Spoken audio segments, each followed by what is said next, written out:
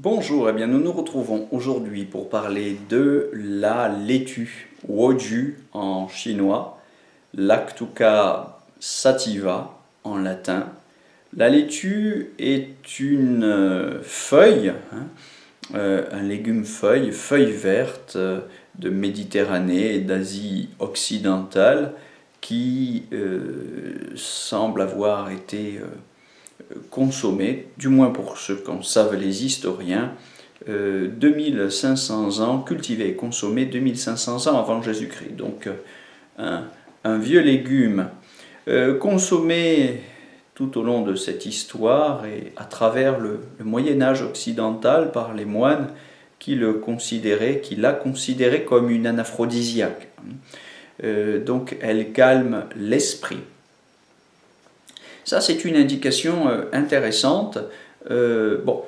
Évidemment, à nuancer, parce que tout va dépendre aussi de la manière dont on assaisonne sa salade. Si on l'arrose abondamment de gingembre, par exemple, ou de toutes sortes d'épices chaudes et chauffantes, évidemment, elle aura des effets différents. Mais la médecine chinoise ne souligne pas que la laitue calme l'esprit, et c'est pourtant l'une de ses actions les plus intéressantes que je m'empresse de signaler ici. Alors, on parle aujourd'hui de la laitue, c'est aussi la batavia, c'est aussi la frisée, même si la frisée a une indication particulière concernant les ictères, c'est-à-dire les jaunisses de type vésicule biliaire et les cholécystites. La frisée fait aussi partie de ce légume qu'on appelle laitue. Incluons aussi les feuilles de chêne. Voilà. C'est un produit qui est classé habituellement parmi les aliments de saveur amère à douce. Amère à douce et de nature fraîche, avec un double tropisme, gros intestin, estomac. C'est-à-dire, globalement, un tropisme orienté sur la digestion. Alors, ces indications en découlent. C'est un diurétique, un antiseptique des voies urinaires qui va rafraîchir et qu'on va utiliser avec profit pour toutes les oliguries, c'est-à-dire les urines rares, trop rares, et donc souvent foncées, avec de la chaleur, et une chaleur qui peut aller jusqu'à faire éclater les vaisseaux chez les gens qui ont des vaisseaux relativement fins. Cela produit ce qu'on appelle des hématuries, c'est-à-dire du sang dans les urines, et la laitue est donc particulièrement indiquée pour traiter ce type de symptômes. Voilà. En médecine chinoise, on dit que ces hématuries sont provoquées par la chaleur. Donc nous sommes sur des syndromes de chaleur ou chaleur-humidité. Bien, une deuxième action de la laitue concernant la lactation. Donc une action plus spécifique, mais tout de même intéressante chez les femmes allaitantes qui souffrent d'agalactie ou d'hypogalactie, de lactation insuffisante. Donc il faut dire que ces feuilles vertes sont riches. Elles ne sont pas riches en calories, évidemment, mais elles sont riches de toutes sortes de vitamines et d'oligo-éléments, notamment des vitamines C, B1, B2, B3, vitamine E aussi, et évidemment, cela a une action nourrissante, nutritive ou nourrissante sur le sang. Donc très intéressant pour nourrir le sang. Souvenez-vous qu'en médecine chinoise, dans le cycle, la théorie des 5 éléments, le bois engendre le feu, etc. Le bois correspond à la couleur vert ou bleu-vert. Bon, ici, vert. Bleu ou bleu-vert engendre rouge. Rouge, c'est la couleur du sang. Souvenez-vous que vert, ce vert, c'est la chlorophylle, c'est le sang végétal.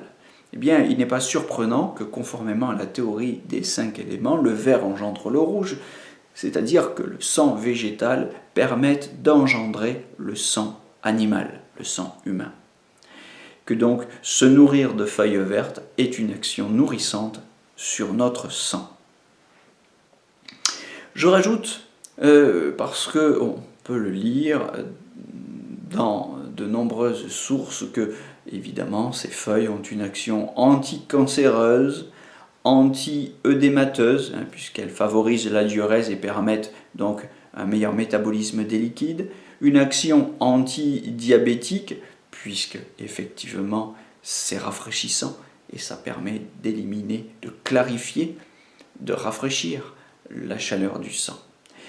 Une action hypocholestérolémiante, donc pour tous les gens qui souffrent d'obésité, et c'est un laxatif doux en raison des fibres évidemment que la salade, comme tous les légumes, contient, permettant, à condition de ne pas être sous-dosé en salade et surdosé en vinaigrette.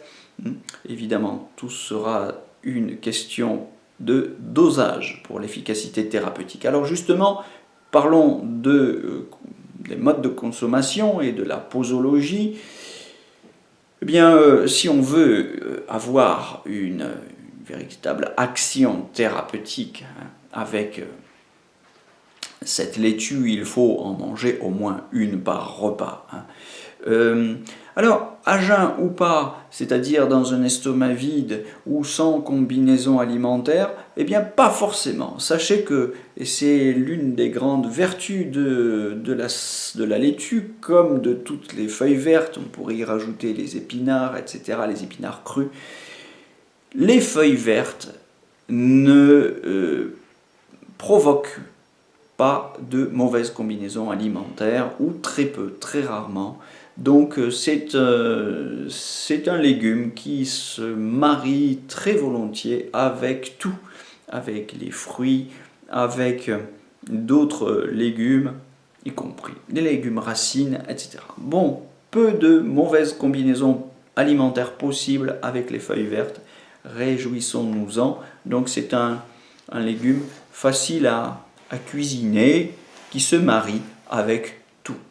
On la mange généralement crue, mais sachez qu'on peut aussi la consommer blanchie, sautée en soupe, pour augmenter sa digestibilité. Évidemment, rincez-les bien, parce que dans l'alimentation industrielle, il y a ces arrosages de pesticides, donc soyez prudents. Attention également à la transformation des nitrates en nitrites qui sont particulièrement toxiques. Donc si vous laissez votre salade dans une vinaigrette, eh bien ces nitrates vont se transformer en nitrites et c'est particulièrement toxique et nocif pour notre santé. Donc cette salade se consomme fraîchement cueillie de préférence et surtout fraîchement cuisinée, ne pas la conserver au frigo trempant dans sa vinaigrette. Voilà. Bon, évidemment, pour terminer, soulignons que elle est contre-indiquée pour tous les gens qui souffrent de vide de yang des reins, vide de yang des rate surtout, qui souffrent donc de selles molles, diarrhée, selles liquides, etc. Des gens qui ont des problèmes de transformation parce qu'évidemment, le côté frais, froid, rafraîchissant disons, de la salade va encore aggraver ces symptômes.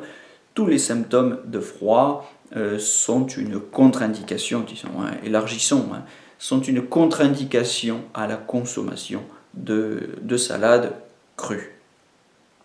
Attention, c'est évoqué parfois, c'est relativement marginal, mais souvenez-vous que il peut y avoir des aggravations de vos troubles oculaires au cas où vous consommeriez beaucoup de salade, beaucoup de laitue.